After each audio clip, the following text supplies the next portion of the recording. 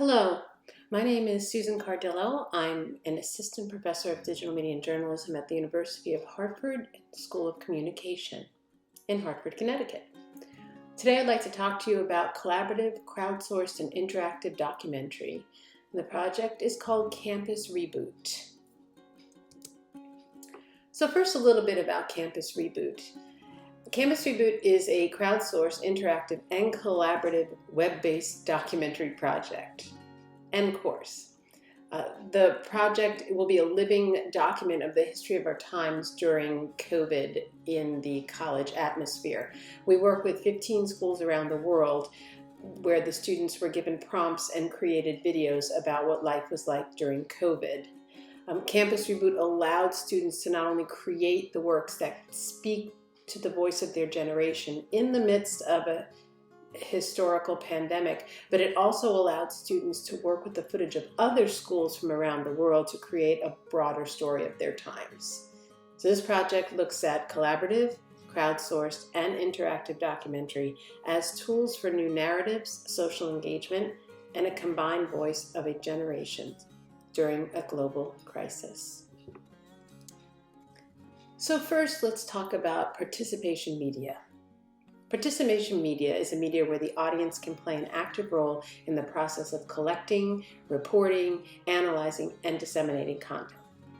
Examples of these would be collaborative, crowdsourced, and interactive. Collaborative documentary. This allows the scope of the documentary to expand with the addition of user-generated content. User-generated content can be remixed, reworked, it can be built upon to enrich the story. According to the MIT Doc Lab, collaborative or co-created documentaries interpret the world and seek to change it through the lens of equity and justice. So enabling students to learn and create in this international environment afforded them new ways to interpret, understand, and engage in the world through the experiences and insights of their peers. We also looked at Rose's 4 categories of collaborative documentary, and those include the creative crowd model. This model utilizes multiple participants who contribute a piece of the collective whole. So each piece fits into a choreographed story, like a puzzle. The second one is the participant observers model. This model consists of having the makers contribute work of contrasting experience, and the makers actually choose which stories they would like to share. The third is the community of purpose model. The makers participate in a project that has a shared objective involving social change. And the fourth is the traces of the multitude model.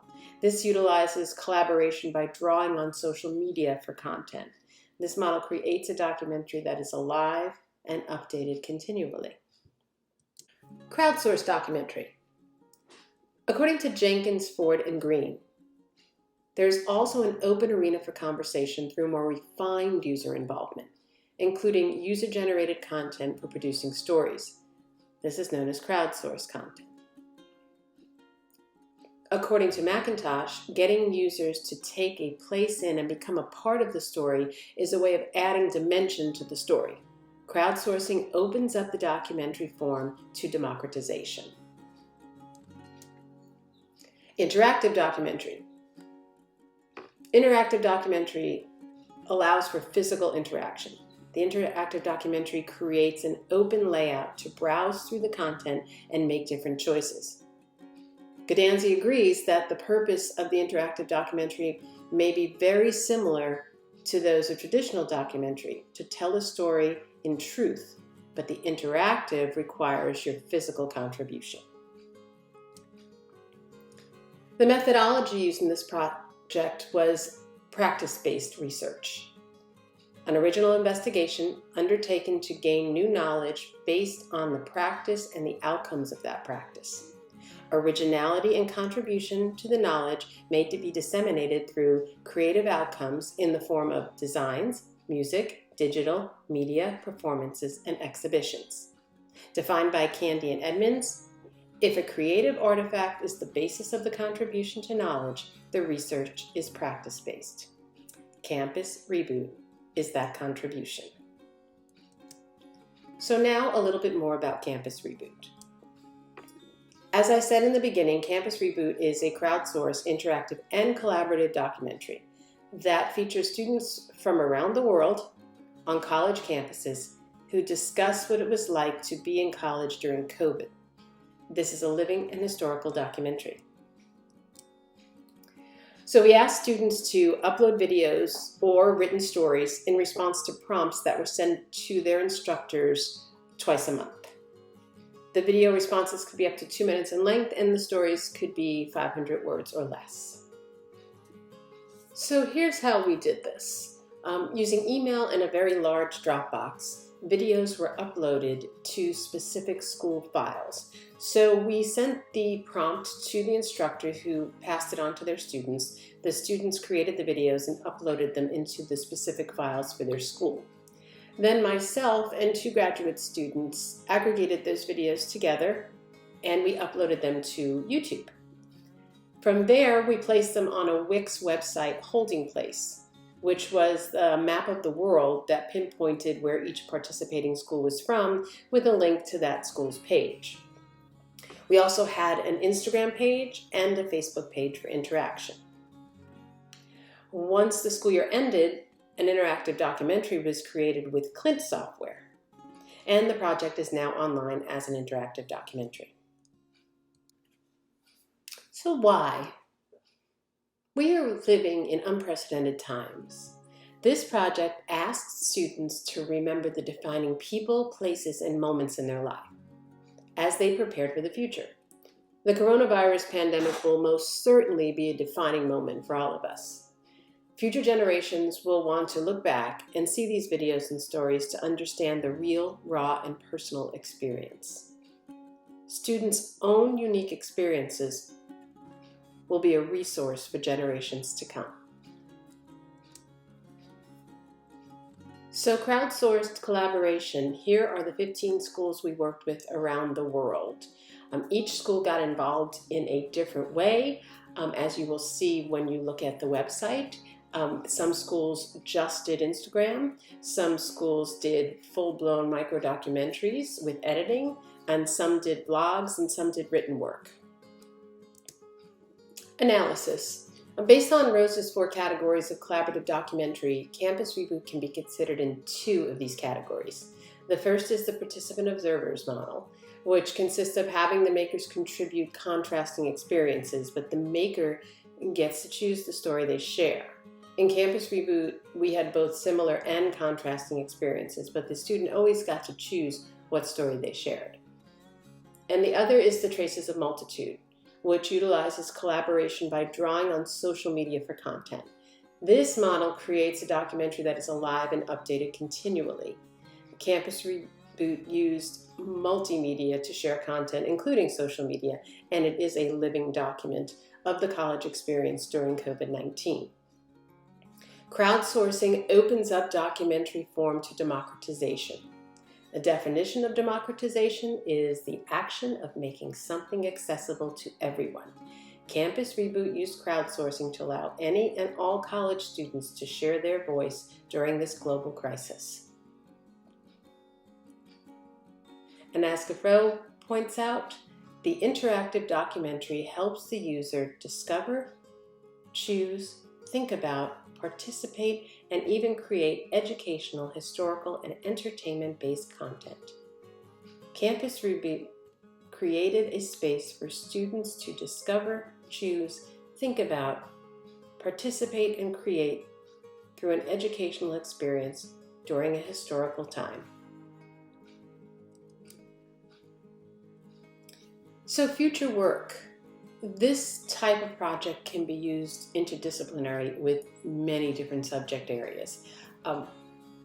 History, medical, English, the social sciences. Currently, we are working on a new project that is collaborative, crowdsourced, interactive with our theater department, the Hart School at the University of Hartford, where we are bringing different theater experiences together that could have only happened during pandemic. But this can be used in so many ways that I believe it's really something we should be looking at educationally in the future.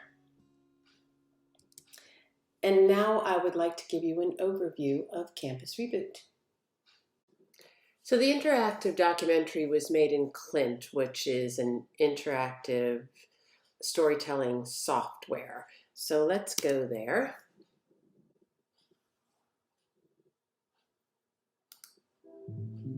The United States has become the first country in the world to record more than 2,000 deaths associated with coronavirus in a single day. At Kent State University, today many students moved out unexpectedly. Across the country, more and more schools are doing the same, an unprecedented move, transitioning millions of students to online classes in just a few days.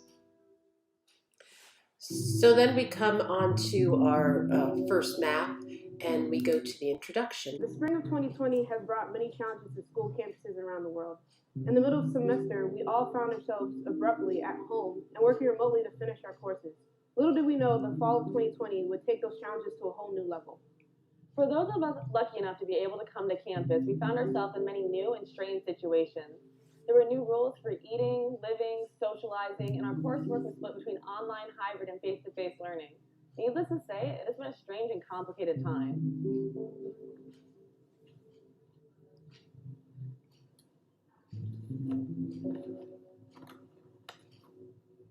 It's my first semester of college, after having my senior year in high school cut short.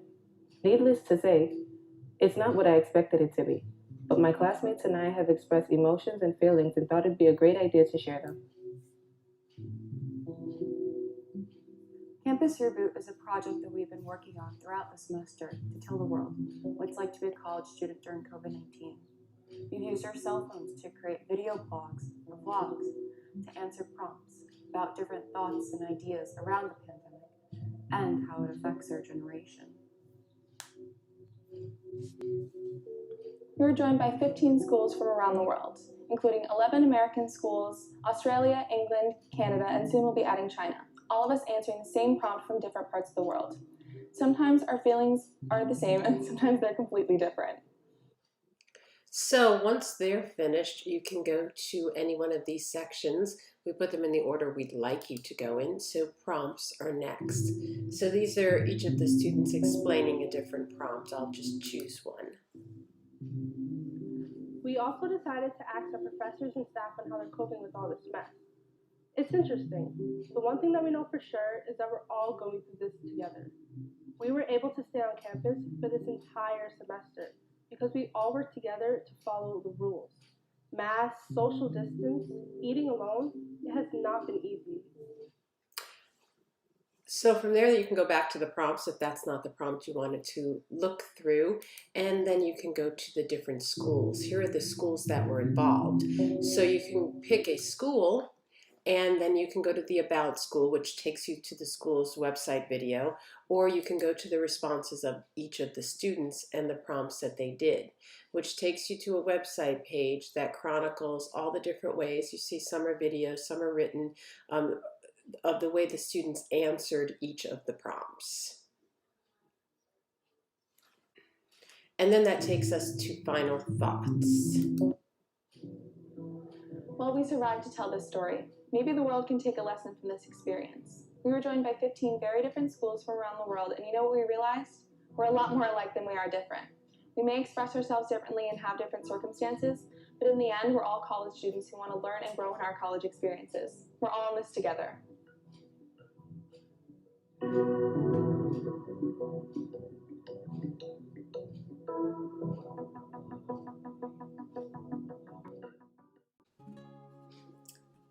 Thank you for your time.